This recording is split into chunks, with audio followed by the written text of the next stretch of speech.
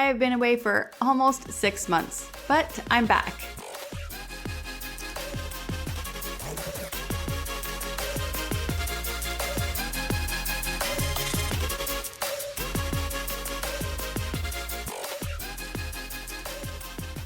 So I took what was supposed to be a small pause of this podcast to spend more time on my church history podcast. In April, I planned on taking a pause just until the end of the summer, and I stretched that out a little longer than I had planned since we're mid-October now. But during that time, I hope you've been able to listen to the church history podcast. I am hoping to be doing this one again with a new episode each Monday. I'm hoping, let's see if that happens. So what have I been up to over the last few months? Well, with the shutdowns, my husband's work was a bit unpredictable as he works in the restaurant industry. So I took some extra work to make sure we would not have to take any money from the government. I actually worked doing grocery shopping for people. There's always a way to find a hustle. In the meantime, I am also working to grow my production company. I've been very blessed to be able to spend time editing podcasts for other people and also recording and editing audiobooks. By the way, if you're looking for someone to record an audiobook, I would love to help you with that. Since I am able to be home more now, I'm hoping to be able to get 2 podcasts out a week. This one and my church history one. I'll be honest, I've sat down to do this podcast many times, and the reason I've not done it is that I am really, really angry. Really angry. And I want to make sure that everything I'm doing is not being done out of anger. But I am angry. So I promise to try and not have angry rants. Going to try. Now this podcast looks into the history behind what is the news. And definitely, we do have some history to look at. Over the next few weeks, I have quite a few stories I'm working on with some important history for us to know that will help us understand what's happening today. Today we're going to look at something that seems like a weird, unrelated history, but stick with me on this one. On March 22nd, 1995, the United States Supreme Court heard the case of Martinez versus Lamengo. Now, Martinez was injured in an accident and also had property damage in the accident. The cause of the accident was a man named Lamengo. Now, the accident happened in Colombia, but Lamengo was an American federal employee working at the time. The U.S. attorney wrote a letter stating that Lamengo was working for the U.S. federal government at the time of the accident. Normally, when this happens, the federal employee is not sued. Instead, the U.S. government is sued. However, since this happened outside the U.S., it fell into a legal loophole, and the U.S. could not be sued. The lawyer for Martinez was trying to find a way to make Lamengo go to court and be allowed to put his name, not the U.S., on the case file. The case came down to one word: shall. Here is what the law said. Upon certification by the Attorney General, any civil action or proceeding shall be deemed an action against the United States, and the United States shall be substituted as the party defendant. The court decided that the word shall has the legal definition of may, not must, meaning the government was allowed to substitute the U.S. for the defendant, but was not required to. This meant that in the U.S., the word shall would now be interpreted as may. I will have a link to this case in the show notes. The U.S. government has been very clear about this. Here is what the government website says.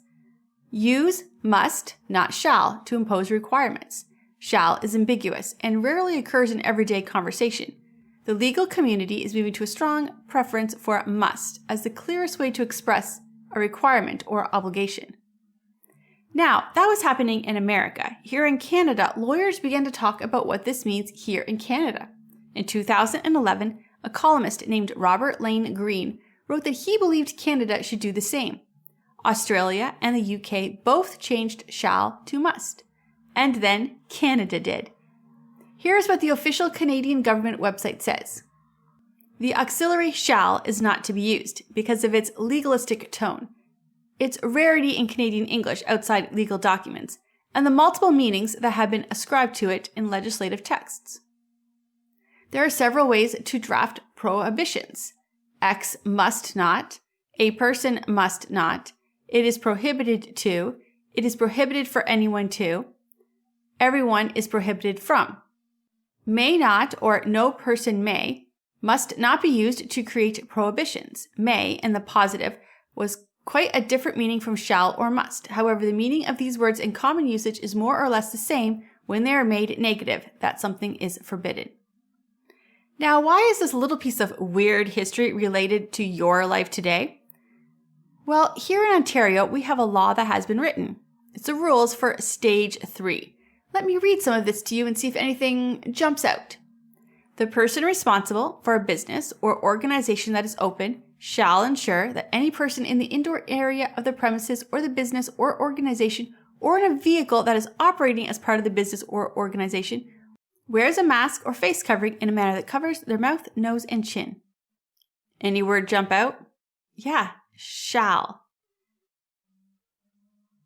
Let me read the beginning again. The person responsible for a business or organization that is open shall ensure. I have a link to the whole document in the show notes. The interesting thing is that sometimes the word must is used and sometimes the word shall is used. However, the word shall means may. And when it comes to masks, the word shall is what is used. From what I can find, there has not been any businesses that have been charged for people not wearing a mask in their business. If you know of any case, let me know. But as long as the word shall is used, it means may, not must. Meanwhile, let me read something else from the government website. And I'm quoting here. Face coverings will not stop you from getting COVID-19 and may help protect others.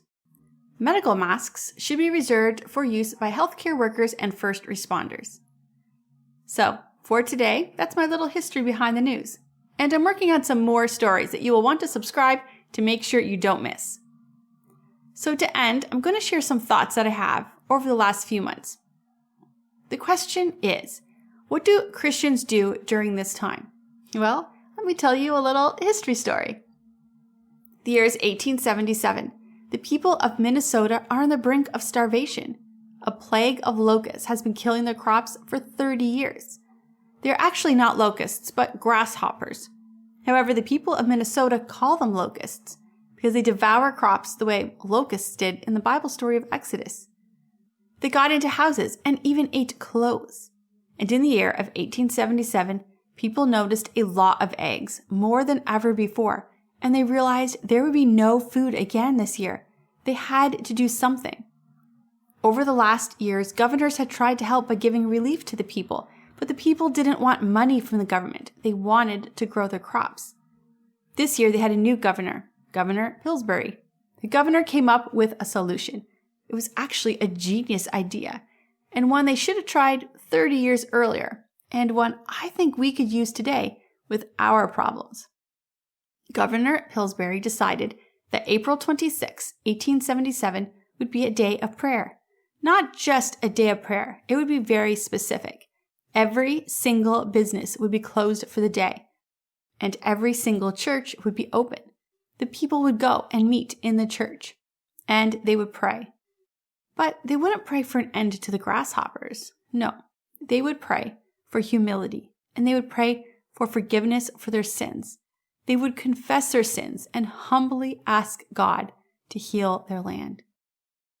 So they did it on that day. And the very next day, an extreme heat came. The sun was so bright, and the heat was like the middle of the summer, not an April heat.